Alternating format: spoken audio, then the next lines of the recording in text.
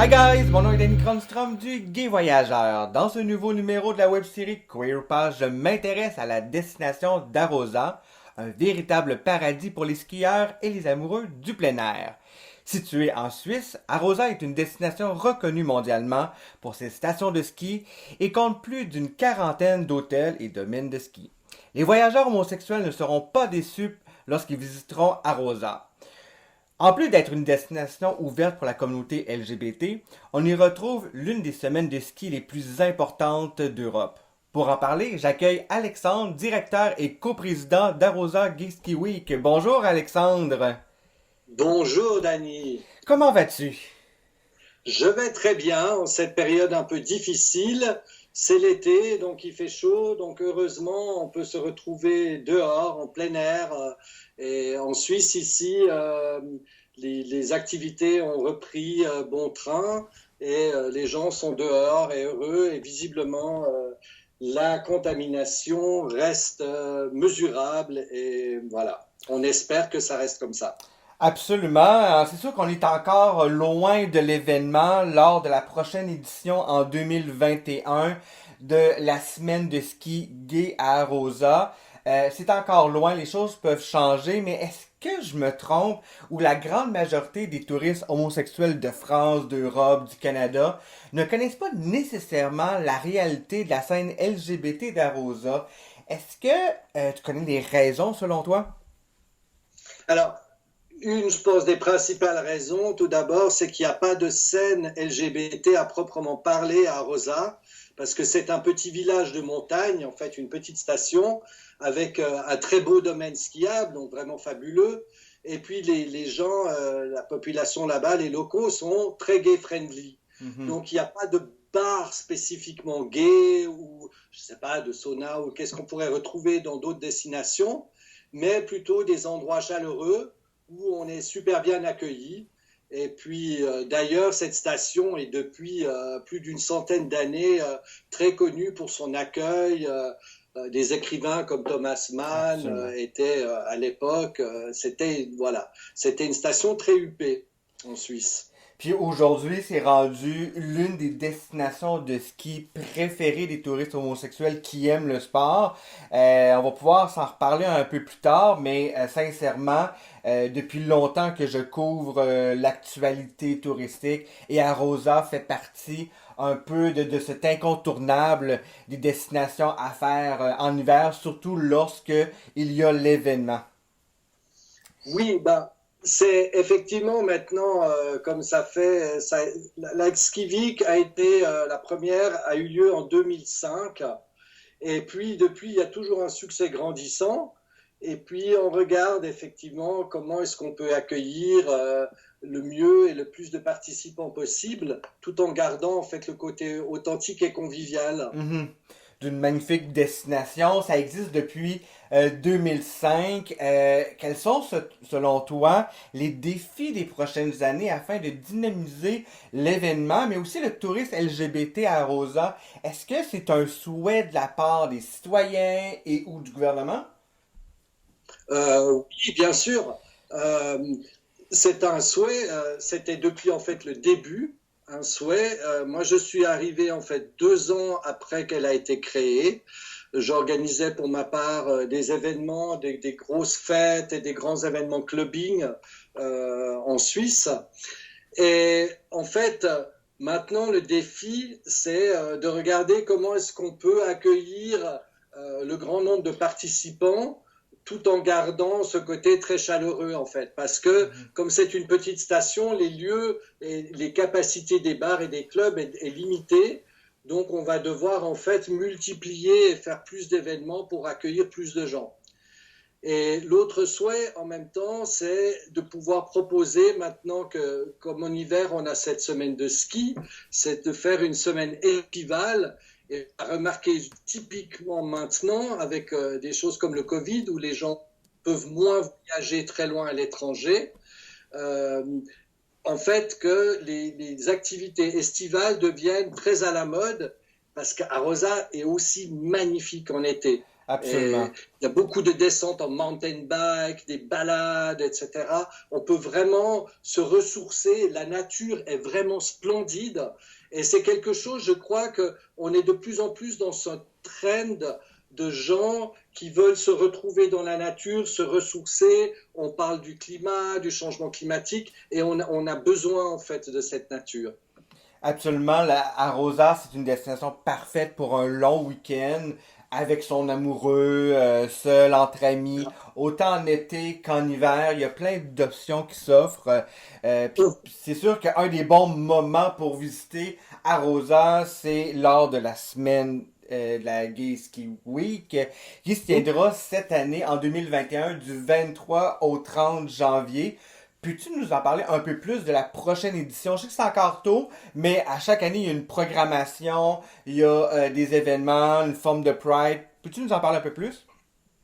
Oui, alors la prochaine semaine de ski est, comme tu l'as dit, prévue la dernière semaine de janvier en 2021, donc l'hiver prochain. Mais maintenant, naturellement, comme on vit actuellement une situation qui est sans précédent avec the Covid-19, c'est donc très plus compliqué, on va dire. Mhm, absolument. Notre première préoccupation, c'est naturellement toujours le bien-être et la sécurité des participants, des hôtes, de notre équipe. Donc, en fait, pour le moment, notre programme qui était à la base conçu comme les années précédentes, on va voir si c'est possible, en fait, de le faire ou pas. Mhm. Ça dépend vraiment des exigences qui peuvent changer. Et puis, donc, nous, on va en fait adapter le programme en conséquence et voir si on peut, en janvier, comment est-ce qu'on va se retrouver? C'est toute la question est là. Est-ce qu'on va pouvoir, je veux dire, beaucoup de nos événements sont dans des lieux fermés, je veux dire, un après-ski, je veux dire, on est tous ensemble, en Mhm. train de fêter, de boire et tout. Je veux dire, en l'état actuel, ça semble plutôt difficile. Donc, Absolument. ce qu'on va faire nous, c'est qu'on va, je pense, se donner en fait d'ici l'automne pour regarder un petit peu le programme comme on le propose. Et en tout cas, ce qui va être sûr, c'est que on s'est fixé la date du 16 décembre pour communiquer si l'événement a lieu ou pas. Et puis, le cas échéant, les gens qui auraient déjà réservé seront remboursés à 100% s'ils ne veulent pas venir. Mais on fera de toute manière, je veux dire, je pense que skier, ce sera de toute manière possible, mais peut-être pas avec tous les événements tels qu'ils avaient lieu les années précédentes, malheureusement. C'est sûr que cette année, je parle de 2020, 2021, il y a toujours des changements. Ça, on va être constamment en évolution. Une des bonnes façons pour connaître justement l'état de la situation de l'événement Arosa Ski Week que je souhaite personnellement qu'il se tienne, ben, je pense qu'une bonne façon, c'est de rentrer sur votre site internet, suivre le Gay Voyageur ou même vos médias sociaux. Je pense que c'est une excellente façon pour en savoir un peu plus. Ouais, non, c'est clair. Et on le voit, hein, moi j'ai beaucoup de gens qui écrivent ou qui appellent, voilà, qui veulent vraiment venir, qui disent ah mais on se réjouit tellement, il faut absolument. En plus avec la frustration maintenant que on était enfermés, je veux dire le confinement, donc beaucoup de projets n'ont pas pu avoir lieu ou beaucoup de gens ne sont pas partis ou ne partiront pas cet été. Donc il y a vraiment une envie très forte. Je le sais, mais voilà, je veux dire, il faut qu'on fasse malheureusement avec ce virus. Voilà. Et surtout qu'un événement comme celui que tu nous proposes, c'est souvent des gens qui reviennent année après année avec une portion de nouvelles personnes. Donc effectivement, ça doit être un peu frustrant de dire cette année, je ne peux pas y aller à cause d'un virus, à cause d'une pandémie. Quoique c'est encore loin, tout ça peut changer. Et je souhaite personnellement que tout ça se change. J'ai hâte, moi aussi, que ce soit plus dans notre vie. Non, c'est vrai.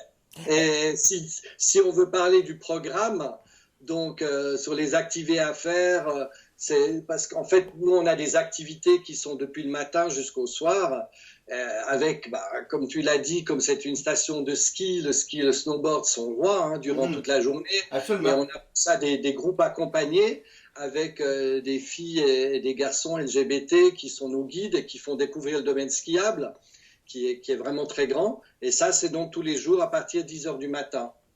Ensuite, pour donner une journée type, on se retrouve vers midi pour le lunch sur une terrasse qui est entièrement réservée pour nous. Et ensuite, quand la journée de ski se termine, on se retrouve pour les après-ski. Et là, en fait, c'est les activités après du soir qui ont lieu et qui sont effectivement, c'est ces activités-là qui sont à voir et à définir par rapport au Covid.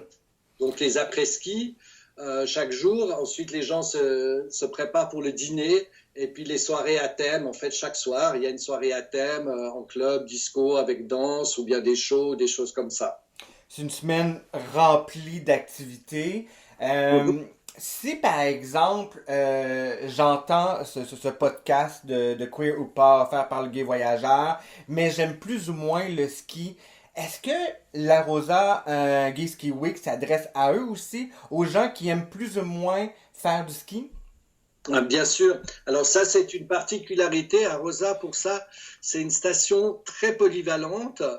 Ce qui est plutôt rare en fait dans les Alpes en Europe, parce que beaucoup de stations de ski sont à 90% que pour les skieurs et on s'ennuie mortellement si on ne fait pas de ski parce que soit elles sont ski au pied comme en France, etc. Tout est axé là-dessus. Arosa en fait était, comme j'ai dit, c'est un village qui a déjà plus d'une centaine d'années et qui était connu en fait pour ses hôtels et ses sanatoriums. On y venait pour le grand air et puis justement pour faire des balades. Et il y a beaucoup de sentiers de randonnée aussi en hiver. Et on peut faire de la luge, on peut faire naturellement des raquettes, des raquettes à neige, du patin, enfin d'autres sports qui sont aussi des sports de neige. Mais surtout, principalement, si on ne veut pas être, si on n'est pas un grand sportif, on peut se retrouver sur ces cabanes où il y a ces terrasses avec des grandes chaises longues. Et puis, ça fait que les skieurs et les non-skieurs se retrouvent là. On a notre DJ qui met la musique devant le panorama pendant l'après-midi. Et puis, voilà. Après, il y a toutes les activités qui suivent en soirée. Donc, c'est tout à fait possible. Et on a à peu près... je dirais 20 à 25% de non-skieurs qui viennent à Arosa. C'est bien. Derrière tout ça, oui, bon, ça se peut que quelqu'un soit plus ou moins intéressé par le ski. C'est sûr que moi, personnellement, j'associe beaucoup Arosa avec des pistes de ski. L'été, bon, on s'entend, il n'y a pas de ski possible. Quels sont les attraits touristiques à faire, les incontournables d'Arosa, autant en hiver qu'en été? Mais un peu comme j'ai dit, c'est des balades, surtout où on peut se promener, parce qu'il y a vraiment, c'est fait pour, c'est-à-dire il y a vraiment des sentiers qui sont préparés pour les gens qui ne skient pas. Et ce qui est très beau, c'est qu'on se promène au milieu en fait de la montagne, en fait à côté en fait des pistes. On peut aussi aller en calèche et effectivement aussi faire de la raquette de ski si on a envie. Mais ça, c'est déjà plus sportif. Tout à fait. Il y a, bien entendu, on vit dans un contexte particulier, différent. Il y a eu un début, mais il y aura aussi une fin. Selon toi, où se dirige l'avenir d'Arosa? Si tu aurais une possibilité, quels sont tes rêves pour ta ville, ton village? En fait, il y a eu un grand changement depuis que la station a été reliée à une autre station qui est sur l'autre vallée, qui est Lenzerheide, avec un nouveau téléphérique qui traverse une petite vallée qui est protégée en fait de nature, qui est très belle. Ça, c'était en 2014. Mais en fait, grâce à cette liaison, le domaine de ski a été triplé. Et donc, c'est devenu à nouveau une station très attractive pour les mordus de ski et de snowboard. Et l'engagement, en fait, de la station pour le climat, plus ils ont créé, il y a 2 ans, un parc naturel pour des ours à la retraite. Wow! C'est assez amusant, c'est-à-dire c'est les ours qui viennent des anciens zoos ou des cirques où ils sont trop vieux, en fait, et où on ne les veut plus, et ils ont une vie très misérable. Et en fait, ils ont créé là un parc naturel en plein air où ces ours vivent une retraite de nouveau en liberté, de nouveau Hmm. dans la nature, et ce qui permet en fait aux familles et aux enfants, et puis à tous ceux qui aiment naturellement les animaux, de venir découvrir ce parc et d'en apprendre plus sur les ours. Et c'est très chouette. Et en fait, toutes ces nouvelles choses ont redonné une dynamique en fait à la station qui était un petit peu, je dirais, endormie. Et maintenant, en fait, on a beaucoup plus d'autres touristes qui viennent, qui sont justement attirés par ces choses, par vraiment la nature et par toutes ces choses-là. Et mon rêve à moi, ce serait qu'un jour, on ait un hôtel LGBT du style, par exemple, comme la chaîne Axel, Mhm. qui voit le jour dans la station. Ce qui me fait très plaisir, c'est qu'en fait, je vois chaque fois que je retourne, je n'habite pas à Rosa, j'habite ailleurs en Suisse, près de Genève, en Suisse romande, et c'est qu'en fait, il y a de plus en plus de LGBT qui viennent à Rosa. Et là, par exemple, juste hier, j'ai de nouveau un père de famille LGBT, donc avec deux papas et ses enfants, qui m'a demandé, mais est-ce que je peux aller là-bas? J'ai dit oui, bien sûr, tu seras bien accueilli. Et il vient de m'écrire qu'il est enchanté avec ses enfants, trouve ça super, etc. Donc, c'est qu'en fait, justement, que Arosa soit une destination vraiment aussi toute l'année, pas seulement pour la Ski Week. C'est vraiment une belle histoire. C'est des histoires de même qui, je crois qu'on doit mettre en lumière, que ce soit pour Arosa ou d'autres destinations comme ceux de la Suisse. Je sais que tu as répondu à la question, mais je trouve ça quand même important qu'on prenne le temps de l'expliquer pourquoi, dans tes mots, dans ta vision, le nom du podcast s'appelle Queer ou pas. Selon toi, est-ce que la destination, même si je connais la réponse, mais c'est surtout pour le pourquoi que je veux le savoir, pourquoi queer ou Arosa est une destination queer en fait? Alors, effectivement, on connaît tous les deux la réponse. Mhm. Et oui, totalement, Rosa est définitivement une destination queer pour tous les amoureux de la nature intacte, avec des paysages à couper le souffle, vraiment. Et je dois dire, c'est les établissements qui sont accueillants et bienveillants pour cette communauté. Et Mhm. ce n'est vraiment pas toujours le cas Et ça fait la dans différence. Bretagne, surtout pas en Mhm. Suisse. Je connais beaucoup de stations où ce n'est vraiment pas le cas. On n'est pas bienvenu. Par contre, là, je dois vraiment, et c'est sincère, que les hôtels, les restaurants, nos partenaires de la semaine de ski, ils sont en fait maintenant, ils sont habitués à recevoir cette clientèle et ils ont beaucoup de plaisir. Mhm. Depuis de nombreuses années, je veux dire, chaque fois, c'est vraiment, quand je retourne, ils me disent, ah, on se réjouit de janvier pour revoir nos hôtes parce que ça va nous refaire du bien Ah. et fait parce qu'ils ont un Mhm. grand stress après Noël, Nouvel An, donc janvier en fait la pression retombe et c'est vrai que je vois vraiment, ils me disent tous ah mais quel plaisir, maintenant ça va être la semaine de la Rosagé Skivik et donc c'est vraiment quelque chose qui est sincère et ce n'est pas juste commercial et ça je pense que c'est important et ça fait c'est un des facteurs qui fait que je participe toujours à l'organisation en fait, de cette semaine. Puis quels sont dans la réponse, tu as fait mention comme quoi que vous avez des partenaires qui sont assurément importants pour un tel événement. C'est sûr que tous les événements LGBT est associés avec des partenaires. C'est important pour la survie. Quels sont les partenaires de l'événement de la Rosa Gay Ski Week? Alors, nos principaux partenaires, déjà, c'est déjà pour qu'on puisse vivre, c'est des hôtels qui nous reversent, en fait, pendant la semaine, ils nous reversent une commission. Et c'est comme ça qu'on peut payer les Mhm. publicités, faire les prospectus, payer le site Internet et des choses comme ça. Et ces partenaires, en fait, sont des hôtels qu'on a choisis et la liste, en fait, chaque année, elle augmente en général. Tous les 2, 3 ans, il y a un nouvel hôtelier qui veut, alors non seulement faire partie, mais aussi pour nous, c'est très important justement que cette clientèle LGBT, que nos hôtes, enfin que nos participants soient vraiment bien accueillis, qu'il n'y ait pas de discrimination et qu'ils se sentent vraiment voilà, parfaitement bien quand ils viennent. Et Absolument. Voilà, c'est pour ça qu'on a en fait ces partenaires. C'est la même chose pour les restaurants.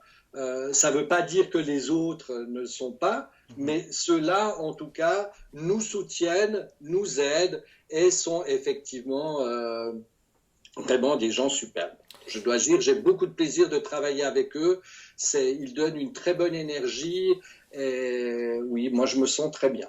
Des gens vraiment de cœur. Pour les gens qui ont entendu un peu parler d'Arosa avec ce podcast, il y a aussi bien entendu le Gué Voyageur que dans la section suisse, on parle clairement du guide gay d'Arosa, donc les gens peuvent en savoir un peu plus. Merci beaucoup Alexandre, un amoureux d'Arosa. Si on souhaite en apprendre un peu plus sur cette destination, est-ce qu'il y a des adresses pour obtenir plus d'informations sur Arosa? Oui, tout à fait. Donc, notre site web devrait être refait cette année, comme tout est un peu chamboulé, mais Mhm. normalement, je pense d'ici l'automne, on va essayer qu'on a un nouveau site. Mais l'adresse est toujours la même. On a une adresse facile à retenir qui est donc www.ski.lgbt. Donc, Ah, j'avoue. c'est vraiment simple, qui va rediriger en fait sur notre site. Ou alors, on peut naturellement chercher Arosa Gay Ski Week sur Google. On a aussi un groupe et puis une page Arosa Gay Ski Week sur Facebook. Et on est également présent avec Arosa Gay Ski Week sur Instagram, où on a des très très belles photos, sur la chaîne YouTube pour des vidéos et Twitter, mais Twitter moins parce que c'est un média qui s'utilise moins pour ce genre de Mhm. choses, à notre avis. Oui, effectivement, Instagram, ça cartonne pour vous. YouTube, Facebook, bien entendu. Bien entendu, le Gay Voyageur va faire la promotion cette semaine-là en janvier et un petit peu avant pour que vous puissiez réserver vos places. Tenez-nous au courant, Alexandre, lorsque vous aurez plus de détails. Nous, on pourra bien entendu faire la promotion davantage de cette magnifique semaine-là. Merci beaucoup, Dani. C'est vraiment très très gentil. Ah, c'est la moindre des choses. Si vous avez aimé cette interview, je vous invite à commenter ce podcast, à vous abonner à la chaîne et à aimer, bien entendu, mais surtout à partager ce nouveau numéro de Queer ou pas. C'est une excellente façon de nous dire que vous avez apprécié cette web série touristique et cela me donne des ailes pour poursuivre. Si vous avez d'autres destinations dont vous aimeriez que le Guy Voyageur vous fasse découvrir, je vous invite à l'écrire en commentaire. La web série Queer ou pas est là pour ça. Je vous invite également à suivre le Gay Voyageur et la web série Queer ou pas sur Facebook, Instagram ou visiter encore le site internet du gayvoyageur.com ou queer ou pas.com. Bien entendu, Arosa a une place de choix sur le gayvoyageur.com. Je vous invite à vous rendre dans le guide gay de la Suisse. Merci beaucoup Alexandre. On se retrouve dans un tout nouveau numéro de Queer ou pas très prochainement. Merci.